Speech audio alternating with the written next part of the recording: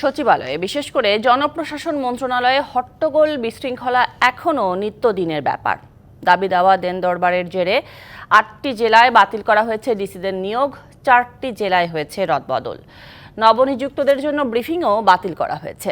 জনপ্রশাসন সচিব স্বীকার করেছেন, ভুল ও অপতথ্যের ভিত্তিতে কয়েকটি জায়গায় জেলা প্রশাসক নিয়োগ হয়েছে। আর মঙ্গলবারে বিশৃঙ্খলা খতিয়ে দেখতে গঠন করা হয়েছে কমিটি। 2 দিনে 59 জেলায় ডিসি নিয়োগ দেয় অন্তর্বর্তী সরকার। নিয়োগের ক্ষেত্রে বঞ্চিত হওয়ার অভিযোগ তুলে মঙ্গলবার সচিবালয়ে হট্টগোল ও হাতাহাতিতে জড়িয়ে পড়েন উপসচিব পর্যায়ের সংক্ষুব্ধ কর্মকর্তারা। এরই জের ধরে বুধবারও দিনভর বঞ্চিত দাবি করা কর্মকর্তাদের ভিড় দেখা যায় জনপ্রশাসন মন্ত্রণালয়ে। পরে সংশ্লিষ্ট সচিব ডিসি নিয়োগের ফাঁক ফোকর তুলে ধরেন, জানান ডিসি নিয়োগ নিয়ে বিশৃঙ্খলার বিষয়ে কমিটি গঠনের কথাও। Miscommunication, discommunication, distorted or communication gap, অথবা যাকে যখন যে তথ্যটা আমাদেরকে দেওয়ার কথা ছিল এই তথ্যটা পরে আসছে। এই জন্য আমরা instant we jump and do. আমরা কিন্তু ব্যক্তিগত এখানে কারো কোনো ইন্টারেস্ট নেই। এক সদস্য বিশিষ্ট কমিটি পরে সাংবাদিকদের ব্রিফিং করে। পদক্ষেপ হিসেবে 8 জেলায় ডিসিকে প্রত্যাহার করা হয়। তারা ডিসি হবার আগের অবস্থানেই থাকবেন, আর রদবদল হয় 4 জেলায়। পোস্টিং এর সময়ও তো আমাদেরকে জিজ্ঞেস করে দেওয়া হয়নি বা দেয়া হয়ও না, আর প্রত্যাহারের সময়ও জিজ্ঞেস করাও হয় না বা করার রীতিও নাই, বা এটা কেন জিজ্ঞাসা করবে।